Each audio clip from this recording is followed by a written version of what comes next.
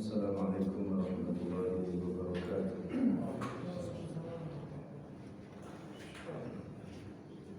Innal hamdalillah nahmaduhu wa nasta'inuhu wa nastaghfiruh wa natubu ilayhi wa na'udzu billahi min shururi anfusina wa sayyiati a'malina. Man yahdihillahu fala mudilla lahu wa man yudlil fala hadiya lahu. Asyhadu an la ilaha illallah wahdahu la syarika lahu wa asyhadu anna Muhammadan 'abduhu wa rasuluh sallallahu alaihi wa ala alihi wa ashabihi wa man tabi'ahum bi ihsan ila yaumiddin, amma ba'd. Ikhwani fillah rahimakumullah, usikum wa nafsi bi taqwallah faqad faza al-muttaqun. Para jemaah yang dimuliakan Allah Subhanahu wa taala, alhamdulillah pada malam hari ini kita bisa salat maghrib secara berjamaah. Semoga Allah Subhanahu wa taala menerima salat kita ini. Amin ya rabbal alamin. Kita akan lanjutkan kajian kita tentang masalah fikih. Kita akan membahas tentang salat berjamaah. Salat berjamaah hadirin sekalian termasuk salah satu syiar Islam yang agung. Salat berjamaah di masjid bersama kaum muslimin termasuk satu syiar Islam. Dan umat Islam telah sepakat bahwa menunaikan salat 5 waktu di masjid termasuk ketaatan yang paling besar. Allah mensyariatkan bagi umat Islam, bagi hamba-hambanya berkumpul di waktu-waktu yang ditentukan dalam mengerjakan 5 salat, ya, 5 salat atau salat 5 waktu ini. Kemudian juga ditambah salat Jumat, ya, secara berjamaah, salat Idain, salat 2 hari raya, kemudian salat kusuf. Ya, inilah salat yang dicintai oleh Allah Subhanahu wa taala, perkumpulan yang paling barokah. Selain juga ada perkumpulan internasional umat Islam, yaitu di Padang Arafah. Ini juga mempunyai keutamaan yang sangat agung. Penting hadirin sekalian kita ini menghadiri salat berjamaah di masjid, ya, untuk agar kita ini saling mengenal satu sama lain, dekat dengan sama umat Islam, menguatkan tali persaudaraan. Nabi SAW mendorong umatnya untuk selalu salat berjamaah di masjid. Ya, ini lebih utama daripada salat sendirian di rumah. Sebagaimana Rasulullah SAW bersabda dalam hadis riwayat Bukhari Muslim, salatul jama'ati afdalu min salatul fardhi, yani al-fard bi 27 darajah. Salat berjamaah lebih utama daripada salat sendiri dengan 27 derajat. Kemudian juga Rasulullah SAW bersabda dalam hadis yang lain riwayat Bukhari juga, salatul rajuli fil jama'ah tudha'afu ala salati fi baitihi wa fi suqihi 25 dha'fan. Wa dhalika annahu idza tawadda'a fa ahsana al-wudu' thumma kharaja ila al-masjid la yukhrijuhu illa as-salah lam yakhtu khutwatan illa rufi'at lahu biha darajah wa hutta anhu biha khati'ah. فإذا صلى لم تزل الملائكة تصلي عليه ما دام في مصلاه. Salatnya seseorang laki-laki secara berjamaah dilipat gandakan atas salatnya di rumahnya dan di pasarnya sebanyak 25 kali. Hal itu bila dia berwudu lalu membaguskan wudunya, kemudian dia keluar ke masjid, di mana tidak ada yang membuatnya keluar kecuali salat, maka tidaklah dia melangkah satu langkah, melainkan dengannya diangkat 1 derajat untuknya, dan dengannya dihapus 1 kesalahan darinya. Lalu bila dia sholat, maka para malaikat selalu berselawat atasnya selama dia di tempat sholatnya. Luar biasa sekali pahala kita mendatangi masjid untuk sholat berjamaah. 1 langkah mengangkat derajat, 1 langkah dihapus dosa. Kalau semakin jauh bisa dilipat gandakan. atau bisa kita kalikan berapa hadirin sekalian, pahala kita besar sekali. Dan kalau kita di masjid didoakan oleh para malaikat. Ya, ini adalah keutamaan sholat berjamaah. Terus bagaimana hukum sholat berjamaah itu? Ya, sholat berjamaah wajib untuk sholat 5 waktu. Kewajiban ini telah ada dasarnya dari Al-Quran maupun dari As-Sunnah. Sebagaimana Allah Subhanahu wa taala berfirman, "Wa idza kunta fihim fa aqamta lahumus salata faltakum ta'ifatun minhum ma'ak." Dan apabila engkau Muhammad berada di tengah-tengah mereka, para sahabatmu, lalu engkau hendak melaksanakan sholat bersama-sama mereka, maka hendaklah sekelompok dari mereka berdiri sholat besertamu. Surah An-Nisa. Ini sholat dalam keadaan takut atau perang. Masih disuruh sholat apa? Berjamaah. Yang sebagian berjaga, yang sebagian sholat. Ini dalam keadaan khauf atau apa? Perang. Terus bagaimana dalam keadaan aman? Maka lebih wajib lagi hadirin sekalian. Ya, jadi di sini Syekhul Islam Ibnu Taimiyah rahimahullah, seorang ulama besar yang dimana buku-bukunya, fatwa-fatwanya memenuhi medsos hari ini sebagai rujukan utama para ulama mencari ilmu. Ya, padahal dia hidup sudah lama sekali. Ya, orang yang kuat dalam kefahaman Syekhul Islam Ibnu Taimiyah. Dia punya pendapat bahwa sholat jamaah itu wajib. Apabila dia tidak ada uzur, kemudian sholat sendiri di rumah, sholatnya batal. Sholatnya apa? Batal. Ya, walaupun para ulama yang lain mengatakan sholatnya sah karena ada hadis dari Nabi, sholat berjamaah di masjid itu lebih utama daripada sholat apa? Sendirian. Artinya sholat sendiri tetap ada keutamaan, cuma kalah dengan sholat apa? Di masjid. Ya. Makanya para ulama mengatakan tidak batal, tapi dia berdosa. Kalau dia ada azan kemudian dia tidak datang ke masjid bila udrin, tidak ada udzur sama sekali. Kemudian dia tidak sholat ke masjid, dia dosa, dia sholat di rumahnya, diterima sholatnya. Kata para ulama, walakin asim, dia dihukumi apa? Berdosa. Ini pendapat juga yang kuat. Tapi menurut Syekhul Islam Ibnu Taimiyah, kalau dia tidak ada udzur sholat di rumah, sholatnya batal. Itu pemahamannya dia, hadirin sekalian, dan didukung oleh beberapa ulama-ulama dari mazhab Al-Hambali. Ya, di sini menunjukkan suatu hal yang sangat diutamakan oleh seorang muslim laki-laki, kecuali perempuan lebih utama di rumahnya. Tapi kalau laki-laki harus sholat di masjid. Ya, seandainya umat Islam memahami hal ini, maka bisa kita lihat masjid itu akan penuh untuk sholat apa? Berjamaah, tidak menyepelekan hadirin sekalian.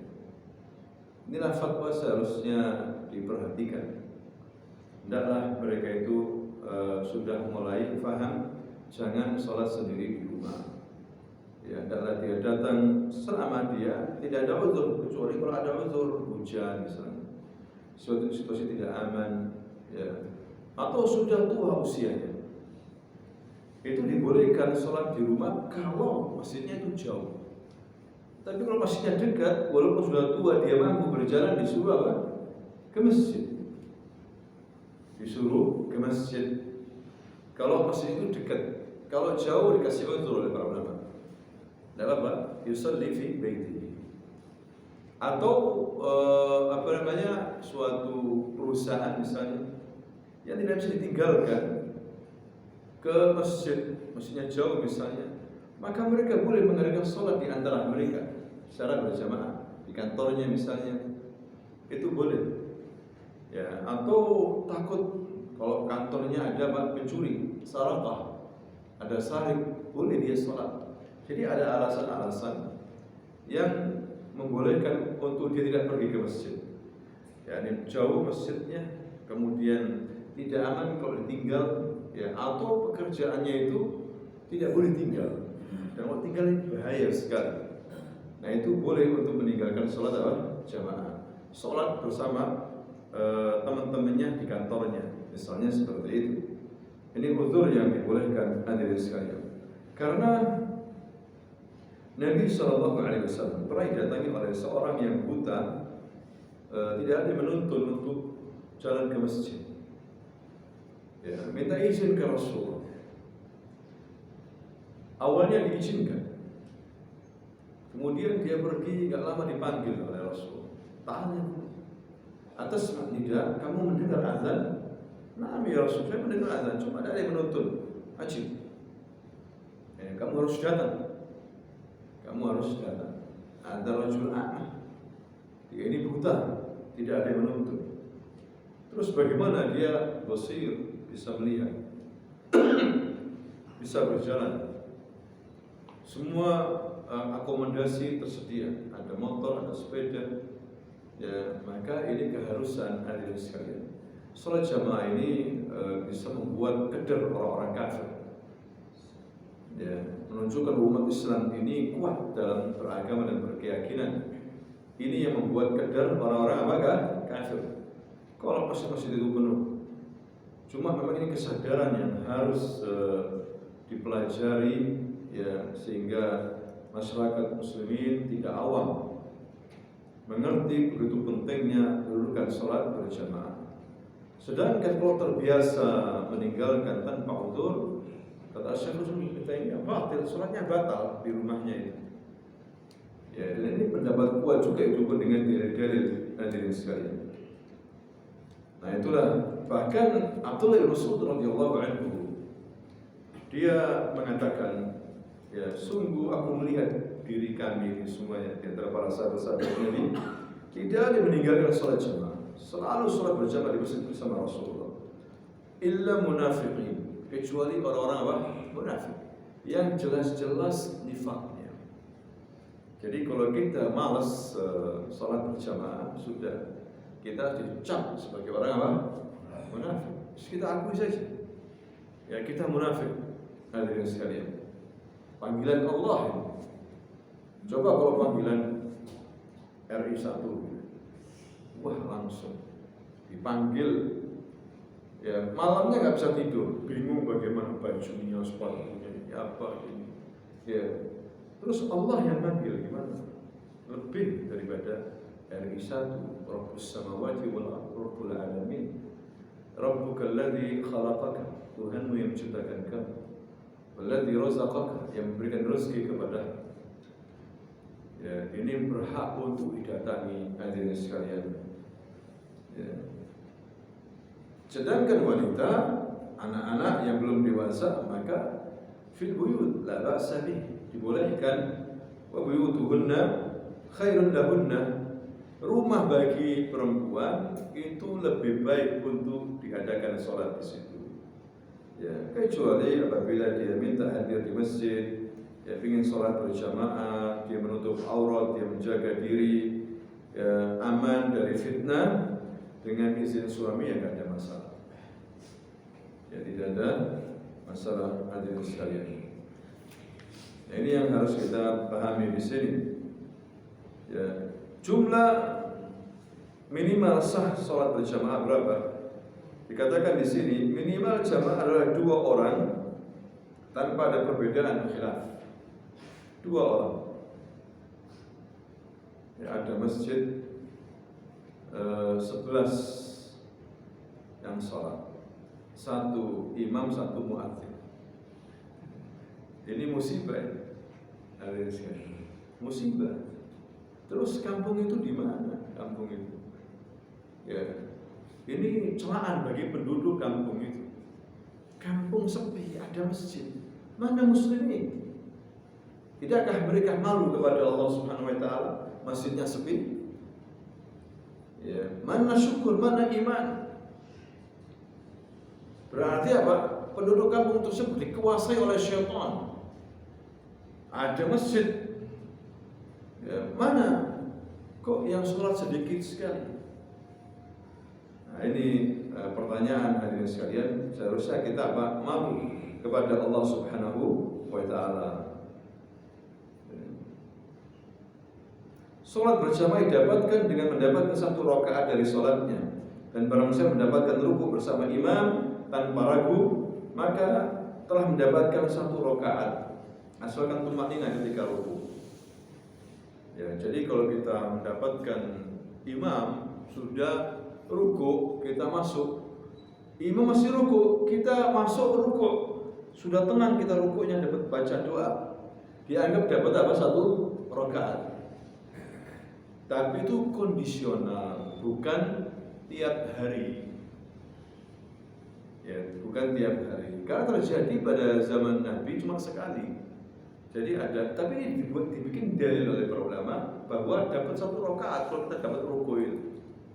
Ya, misalnya waktu itu ada seorang sahabat terlambat, melihat Nabi sudah takbir rukuk, maka dia masuk masjid takbir, kemudian rukuk, jalan.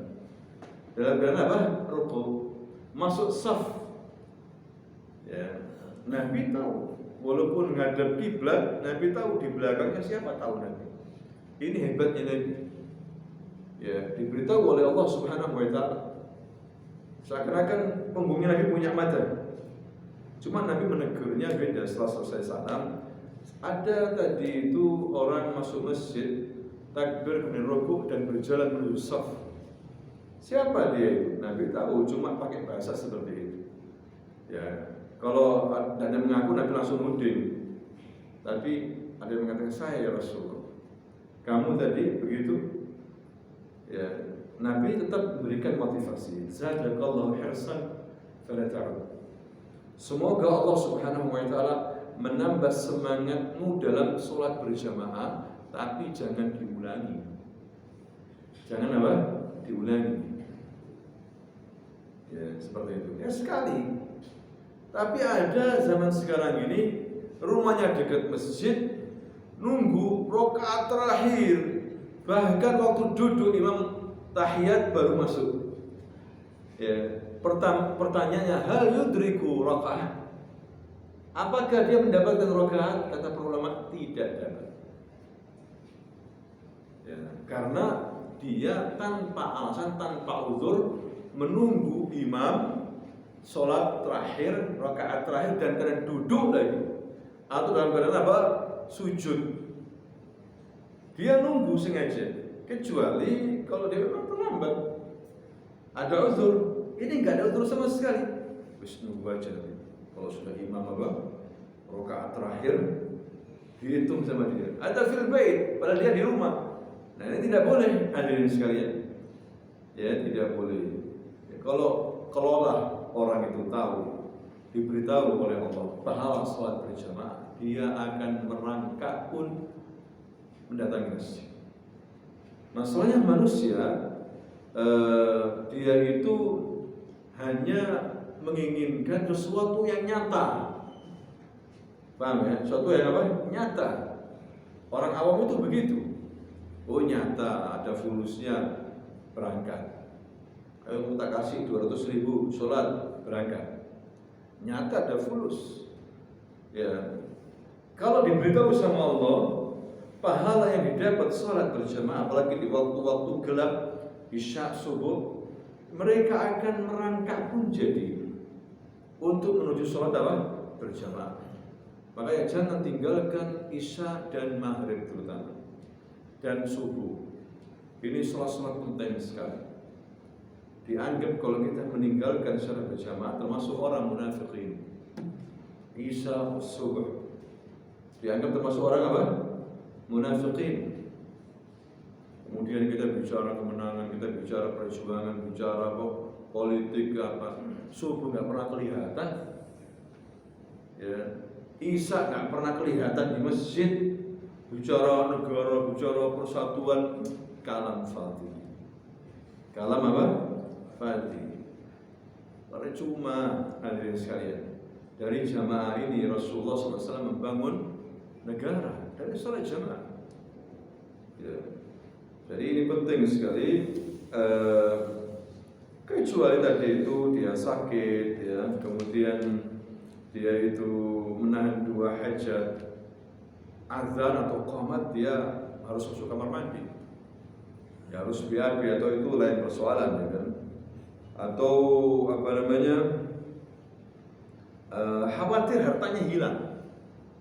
Toko misalnya, khawatir hilang, gak ada yang jaga, dibolehkan seperti itu. Dibolehkan seperti tadi itu. Ya dibolehkan para ulama jaga toko. Ini kalau saya tinggal ya di Sare, ya rasul mal kabeh hilang, sehingga dia harus jaga apa? Toko. Ya atau dia nyuruh anaknya atau pegawainya sehingga dia sholat seperti itu, hadirin sekalian. Atau terjadi gangguan seperti hujan, lumpur, ya.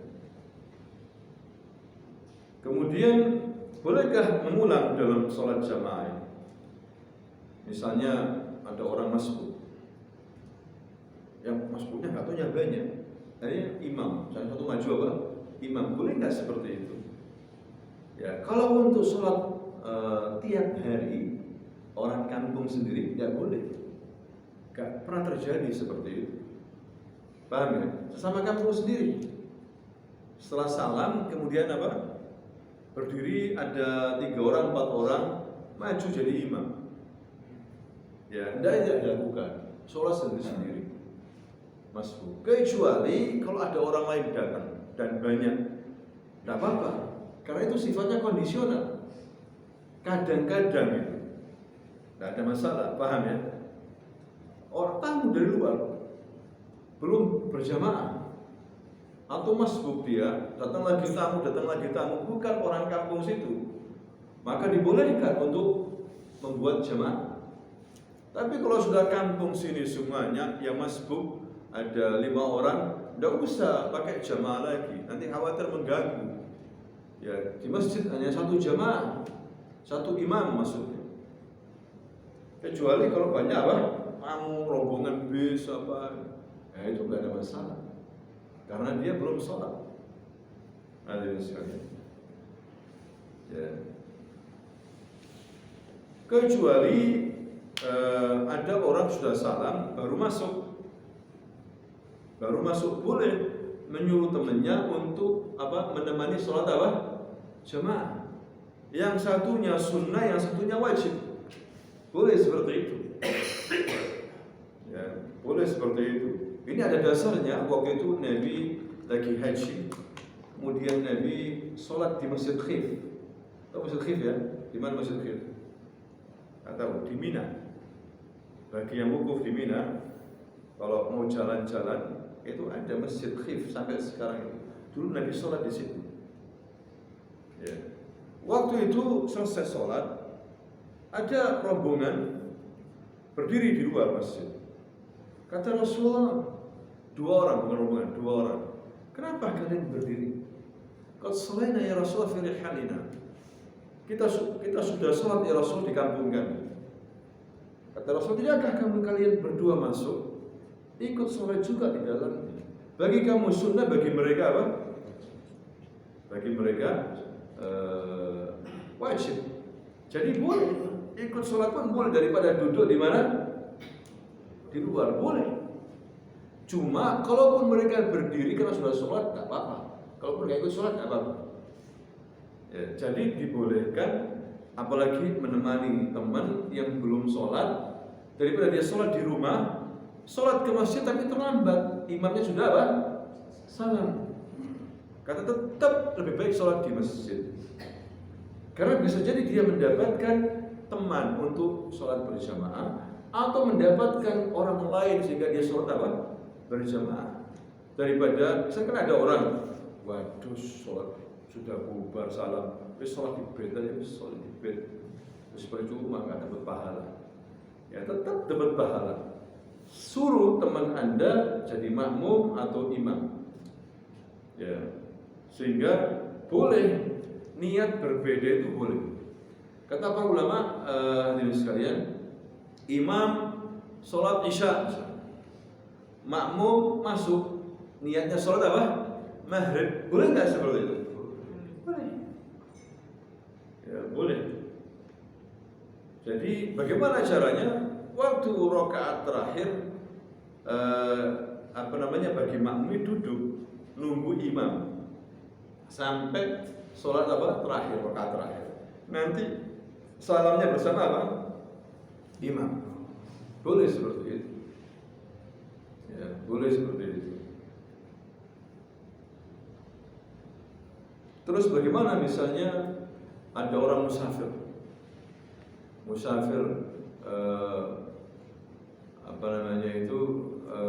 dia masuk kemudian ini berjamaah tinggal nunggu qomat, tapi mereka sholat sendirian. Berjamaah sendiri itu tidak boleh. Ya, mau nggak mau harus nunggu imam. Kalau tidak kita katakan antum musafirun, kalian orang bersafar, tidak masuk sholat pun tidak apa-apa, sholat jamaah. Kalian sholat dimanapun boleh, di jalan boleh. Tapi kalau sholat di masjid harus ikut aturan masjid. Ya, kecuali kalau nggak ada sholat, ya dia sholat kosong jamaah tidak apa-apa. Tapi kalau sudah ada imam, ya tidak boleh kalau waktu nunggu imam lama, kita sholat sendiri aja. Tidak boleh seperti itu. Ya sudah sholat bersama imam. Genap, hadirin sekalian. Paham ya? Nah, ini yang harus dipahami di sini. Di sini menunjukkan tidak boleh menyuruh orang qomat kecuali imam. Karena imam rais fil masjid, sebetulnya begitu. Imam itu pemimpin di mana? Masjid. Ya, gak boleh seseorang, qomat. Waktu sudah, qomat. Saya nanya sendiri, tidak boleh seperti itu. Dosa kata Nabi. Kata ulama dosa. Ya, tidak boleh asal-asal menyuruh makmum asal menyuruh siapa imam supaya qomat atau dia qomat nyuruh orang. Yang boleh menyuruh untuk qomat siapa? Imam. Seharusnya begitu dibiasakan, ini sunnah Nabi. Ya, misalnya imam datang, aqimis salam, langsung qomat. Ya, seharusnya tidak menunggu, tidak melihat waktu. Sunnahnya itu imam seharusnya. Punya wibawa imam. Punya wibawa. Ya, di mana-mana itu begitu. Saya lihat tadi sekali. Datang ya tetap pakai itu tidak apa-apa. Cuma imam kalau bisa memberikan isyarat juga kepada siapa? Muazzin yang tukang qomat. Ya Allah, kama salah. Seperti itu bisa diamalkan ya, Syekh Ahmad ya, Syekh Falhi imam. Begitu, jangan diam aja, biar jemaah tahu imamnya ini, kan begitu ya. Makanya memang imam harus kalau bisa sebelum qomat beberapa menit sudah ada ya sudah berdiri, lihat sudah mau jamnya, ya Allah aqimus shalah. Bisa jadi melihat sudah keadaan sudah siap semuanya, nggak harus nunggu ini kan nunggu jam. Ya Allah jamaah ke masjid. Begitu. Diamalkan itu. Sekarang orang pakai panutan jam. Ada enggak ada sunnahnya ini. Mana ada hadis Nabi ini hadirin sekalian. Kalau jamnya rusak ya bingung nanti. Kalau tergantung sama jam baterainya habis, jamnya kok enggak muncul ini. Nah, ini perlu diamalkan. Ya. Tidak boleh seseorang apalagi tamu qomat, sakarepe dhewe begitu, tidak boleh. Ini dikatakan ulama dia dosa. Ya, dia dosa. Ada pertanyaan tentang masalah salat jamaah juga hadirin sekalian. Bagaimana kalau imamnya cepat bacanya? Sehingga makmum ini tidak sempat baca doa sujud yang lengkap, doa ruku yang lengkap. Ini tidak boleh imam seperti itu. Terlalu yusra' fi harakati fi takbiri. Tidak boleh seperti itu. Kalau imam seperti itu teruskan dosa imamnya karena tidak memberikan kesempatan makmum untuk melakukan hal yang wajib. Dua-dua ini kan wajib. Ya Al-Fatihah atau Qasim. Imamnya apa? Buru-buru. Baru sampai subhana rabbil azim wa sami Allahu wa hamidah. Akhirnya cepat. Nah, ini tidak boleh. Ya, makanya imam harus ngerti cara menjadi imam itu. Misalnya sholat maghrib pendek.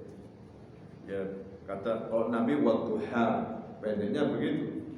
Tapi terkadang sekali-sekali Nabi panjang baca wattur.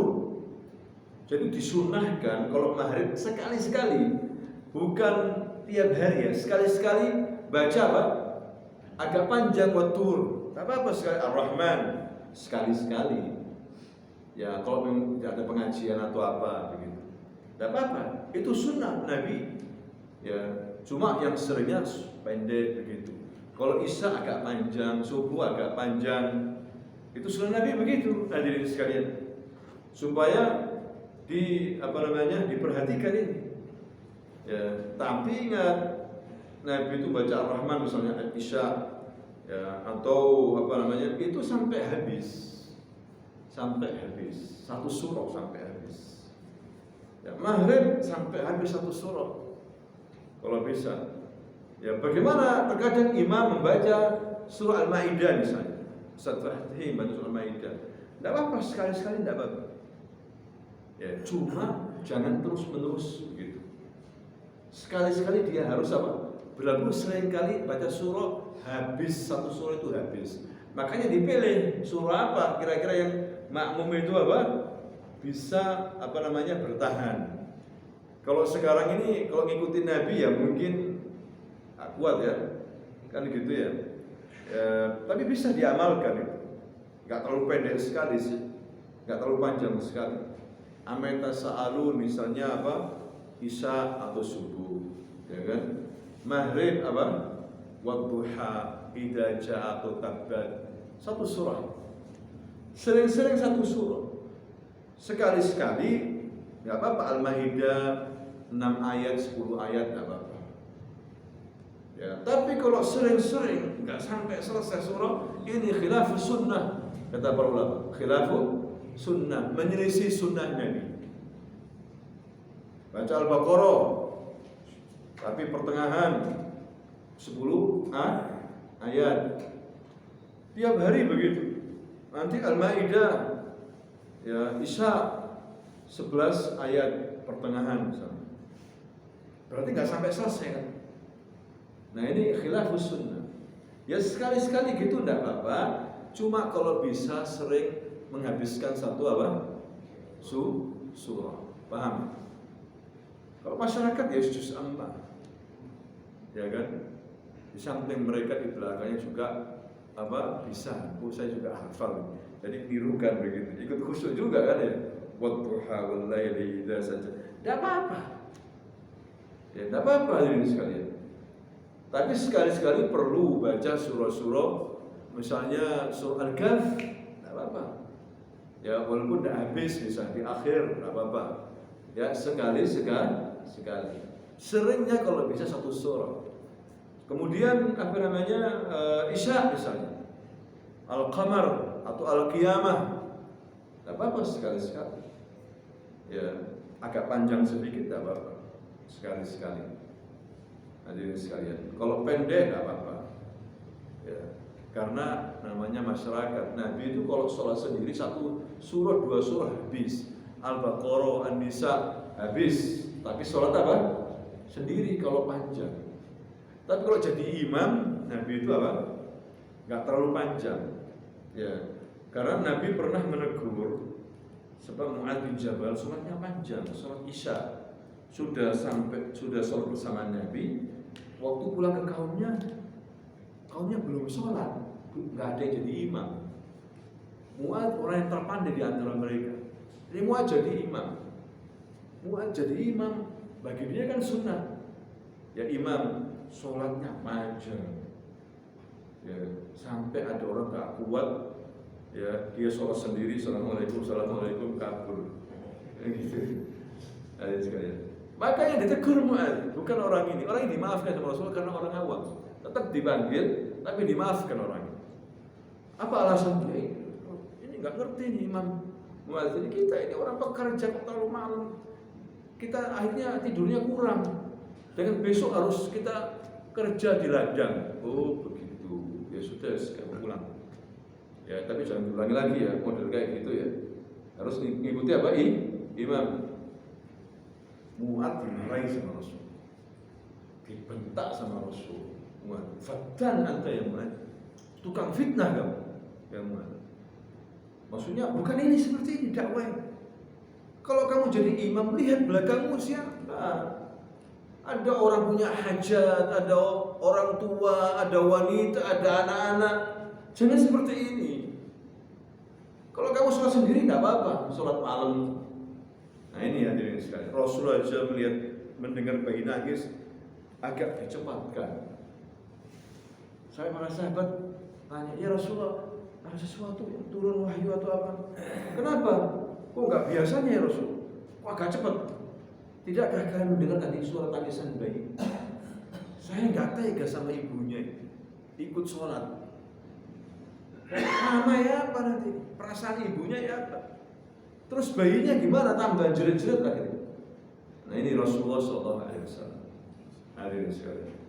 Jadi harus hikmah memang, apalagi sekarang ini. Ya lihat masyarakatnya.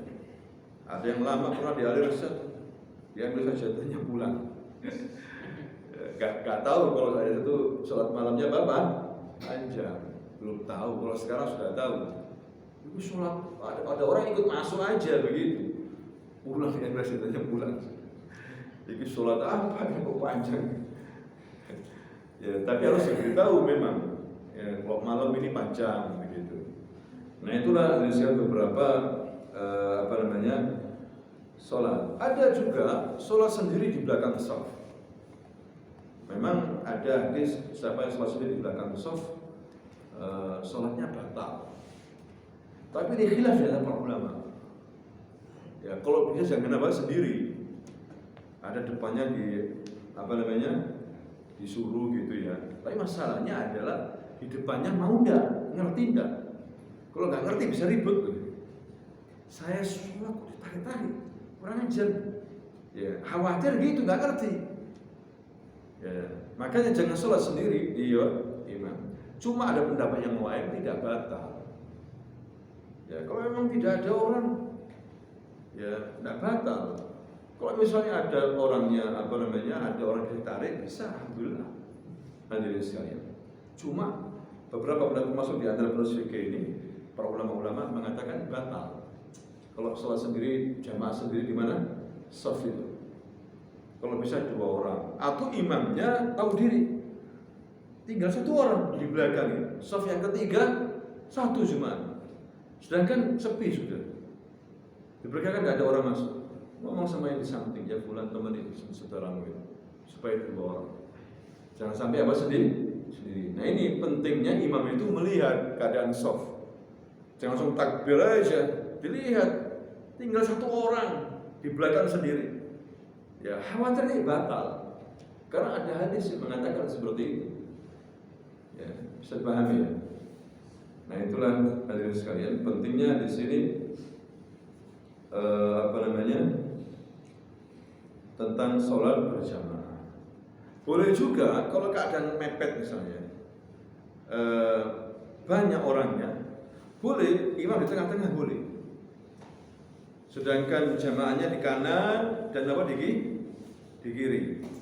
Ada yang mengatakan mulai kanan, imamnya juga di samping sini, sehingga kanannya yang paling banyak, kirinya nggak ada sama sekali. Ini pendapat sebetulnya salah. Tetap jadikan imam itu di tengah, walaupun ada satu hadis ya, wasatul imam, jadikan imam di tengah-tengah. Ya. Ke kanannya lebih banyak nggak apa-apa, kirinya sedikit, cuma jangan sampai kirinya nggak ada sama sekali.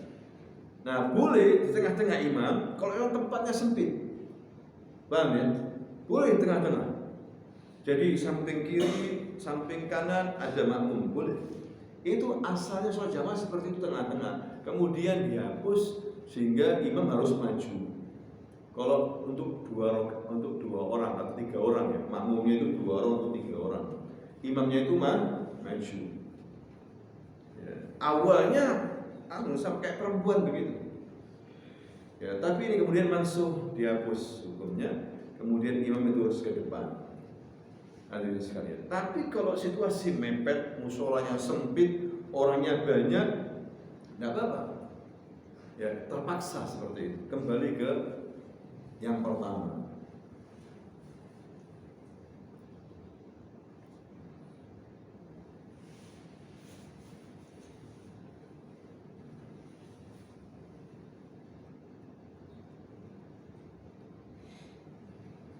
Ya, sampai di sini ada pertanyaan?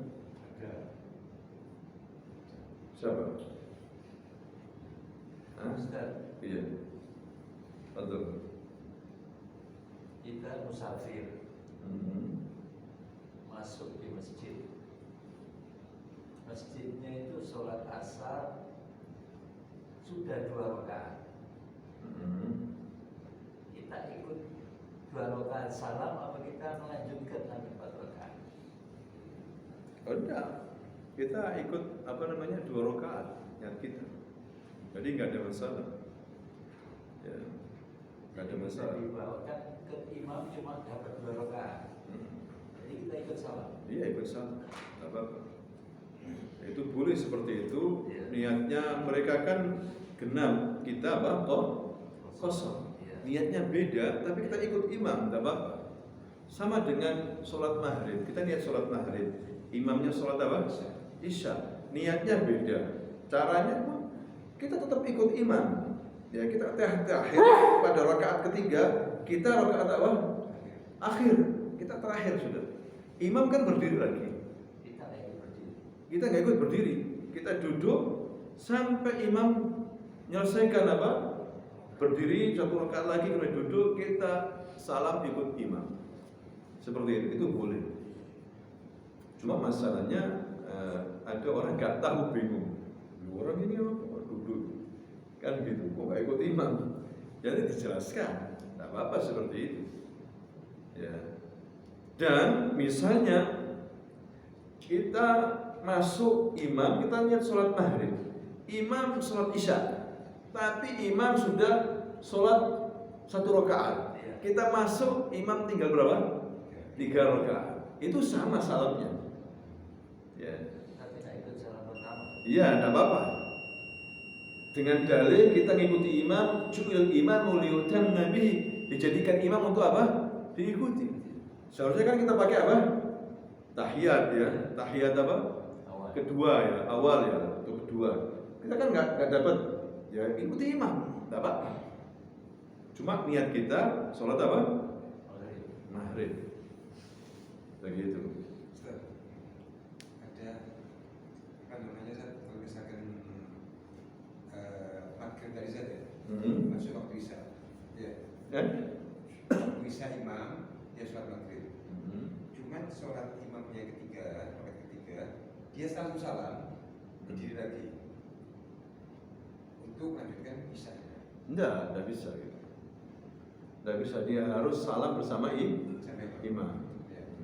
Terus yang Kalau dia salam, berarti dia keluar dari jamaah. Nggak ngikuti imam dia.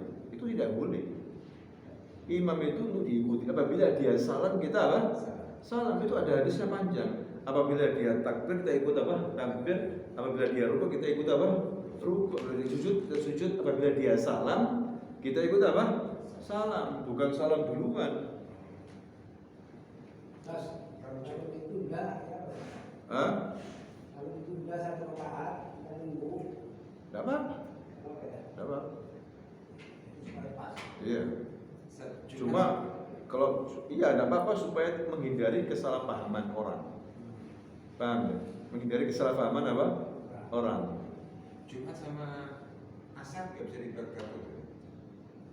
Pendapat yang kuat iya. Musafir. Iya, pendapat yang kuat tidak ada sholat jamaah.